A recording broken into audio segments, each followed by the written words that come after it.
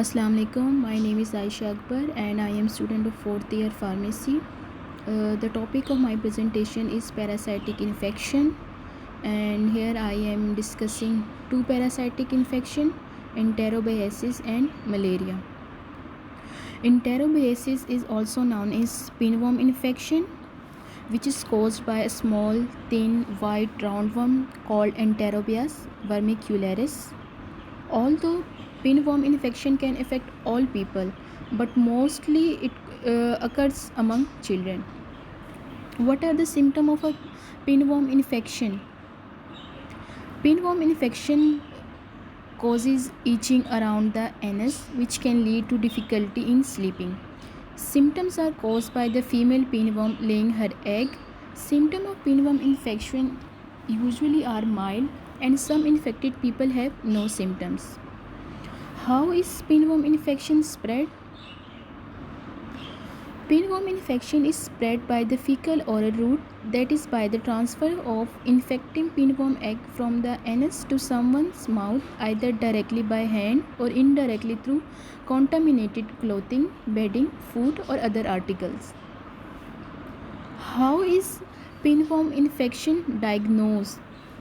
Itching during the night in a child preanal area strongly suggests pinworm infection. Diagnosis is made by identifying the worm or its egg. Worms can sometimes be seen on the skin near the anus or under clothing, pajama or sheet about 2 to 3 hours after falling asleep. How to prevent pinworm infection? Washing your hand with soap and warm water after using the toilet and before handling food is the most successful way to prevent pinworm infection. In order to stop the spread of pinworm and possible reinfection, people who are infected should shower every morning to help remove a large amount of the egg on the skin. अगर हम इसको case study से represent करें तो किस तरह उसकी सारी असेसमेंट करेंगे और क्या ट्रीटमेंट स्ट्रेटजीज होगी हमारे पास. तो an 8 years old girl present to a pediatric infectious disease telemedicine consult with her mother for burning and itching around her anus and in the vaginal area. The mother stated small white wingly worm around the patient anus. Each time the patient was treated with over-the-counter medicine like Pyrantel by her mother.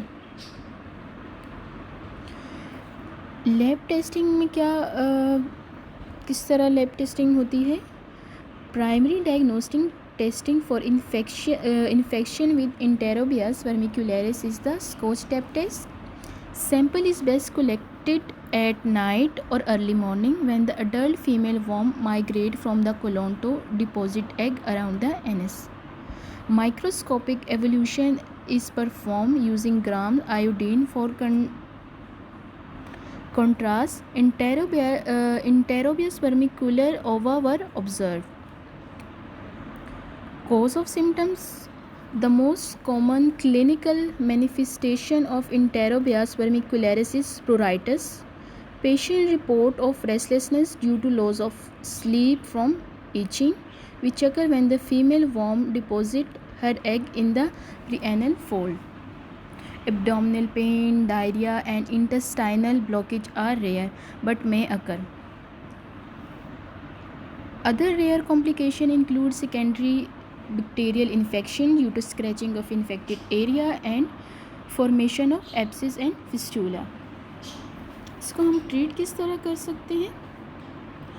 Patient receive antipyretic treatment albendazole 200 mg followed by another dose of albendazole 2 weeks later to catch the worm in all stages. Albendazole is first line treatment for pinworm and other helminthic infections.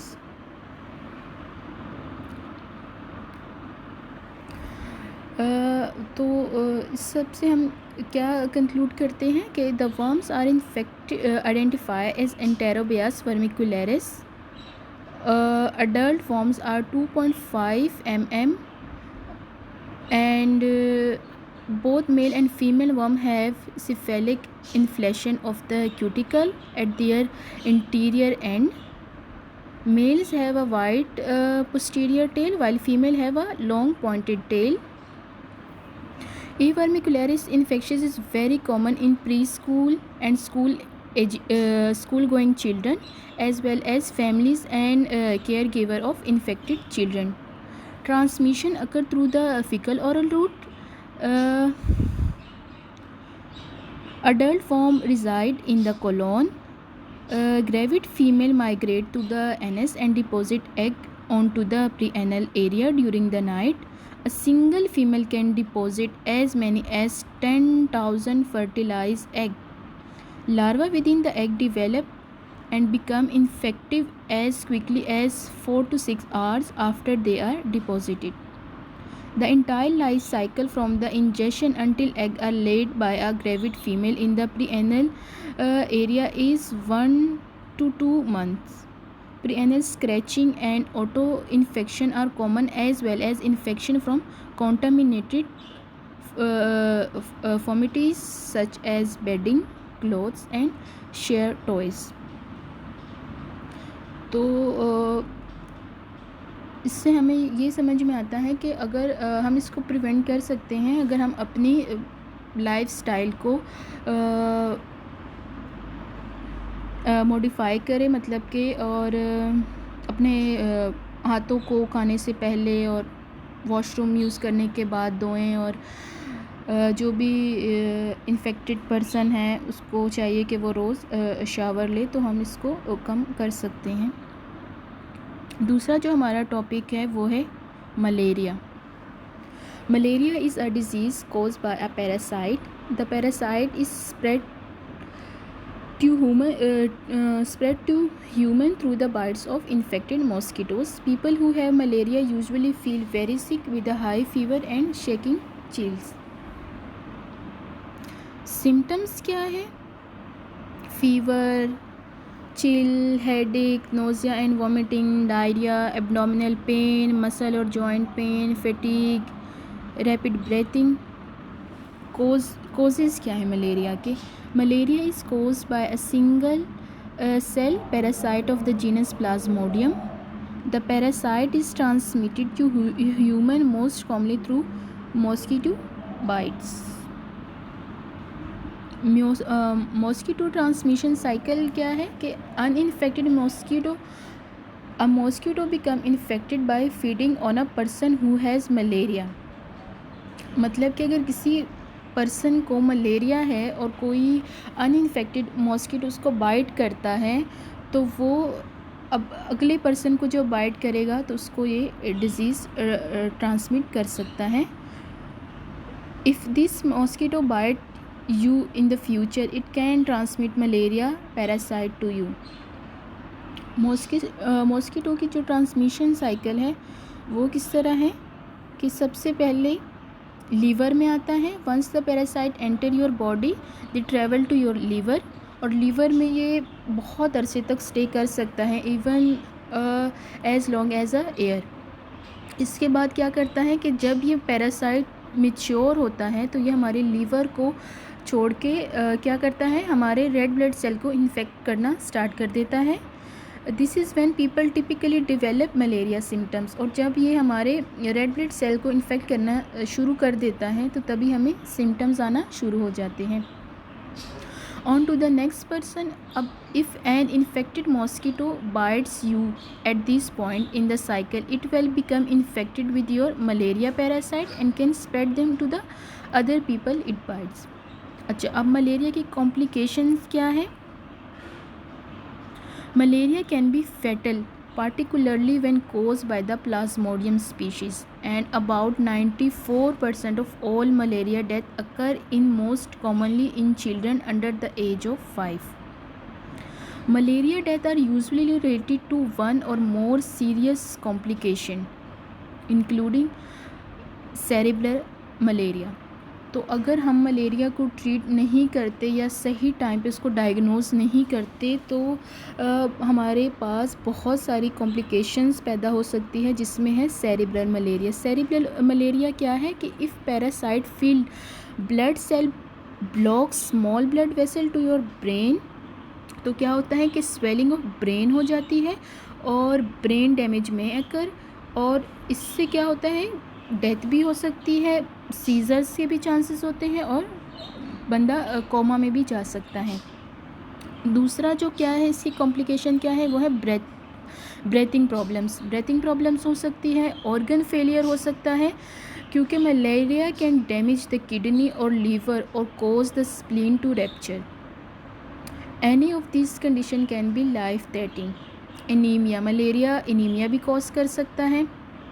और low blood sugar किस तरह cause कर सकता है कि जब हम malaria की मेडिकेशन लेते हैं तो अक्सर औकात हमें हाइपोग्लाइसीमिया हो जाता है, जैसे क्यूनिन जब हम लेते हैं। तो अगर हम मेडिकेशन की बात करें तो जो कॉमन मेडिसन है वो है क्लोरोक्वीन फ़ॉस्फेट, लेकिन क्लोरोक्वीन फ़ॉस्फेट जो है अब काफ़ी सारे जगहों पर रीजन्स में है रेजिस्टेंट हो चुकी है और हम इसको अब नहीं यूज़ करते ज़्यादातर। तो हम एक कम्बिनेशन थेरेपी यूज़ करते हैं जिसमें हम एंटी मलेरिया ड्रग जो 2 कंबाइंड ड्रग एक साथ देते हैं। और अदर मेडिकेशन में हम यूज़ कर सकते हैं प्राइमेक्यून फ़ॉस्फेट और क्यूनिन सल्फेट। अच्छा, अब मलेरिया की जो ट्रीटमेंट है वो क्या है कि डिपेंड करती है कि which type of malaria parasite you have, the severity of your symptoms, और आपकी एज क्या है, और जो है प्रेगनेंसी में इसकी कुछ और स्ट्रेटजी होगी इसको ट्रीट करने की।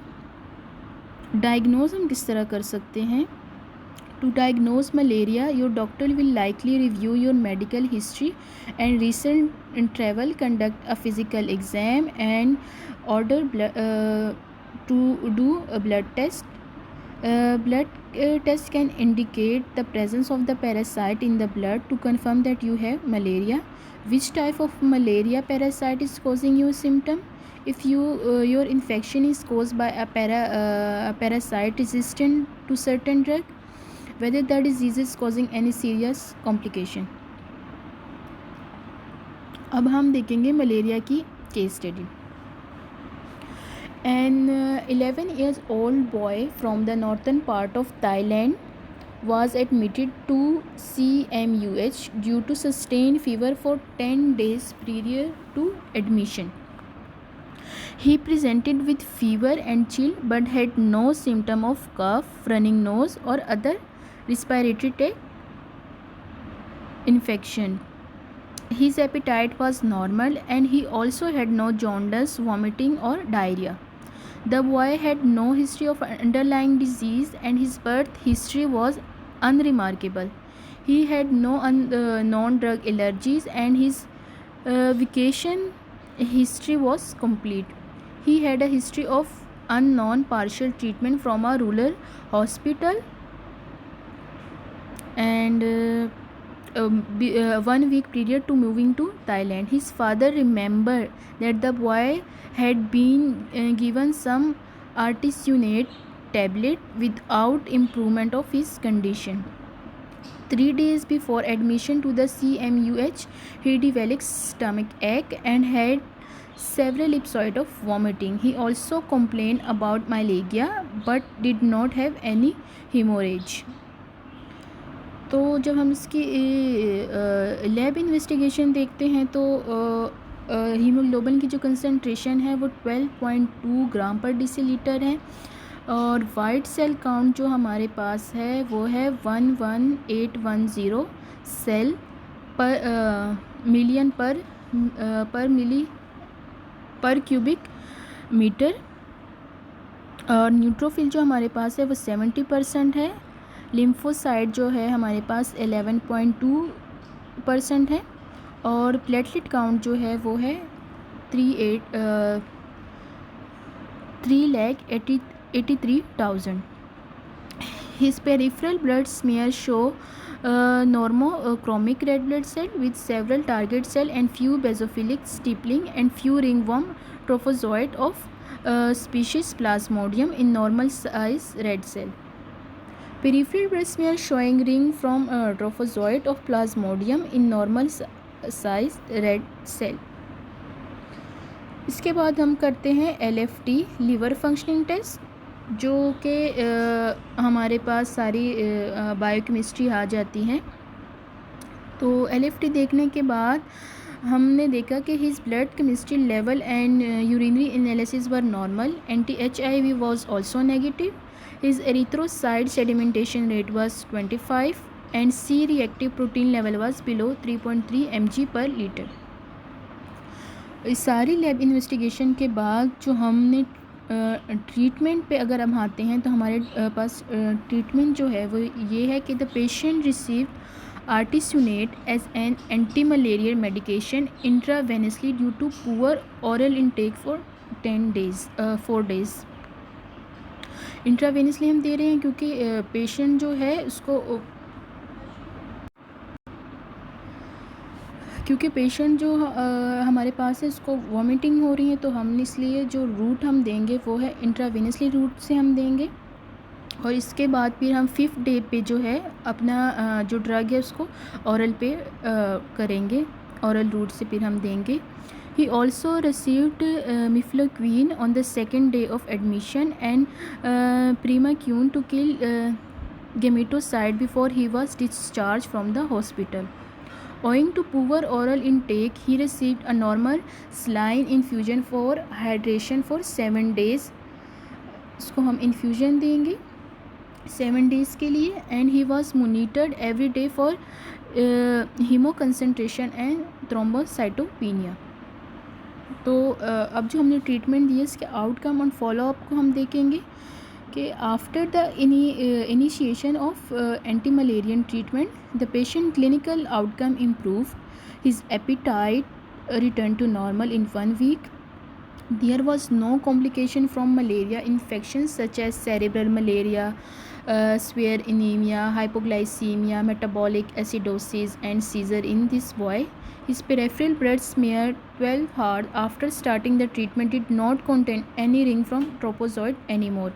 जबकि जब हमने स्टार्ट में अपनी लैब टेस्टिंग की थी तो हमें ट्रोफोजोइड की रिंग नज़र आए थे, लेकिन ट्रीटमेंट के बाद वो जो है डिसअपेयर होना शुरू हो गए.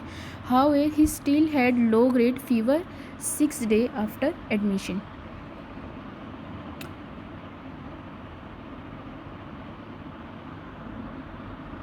सो हमने क्या इससे एज्यूम किया? We assume that this persistent fever could be the result of the febrile stage of the dengue infection which was longer than usual due to the co infection with malaria. He was also monitored daily for hemoconcentration and thrombocytopenia.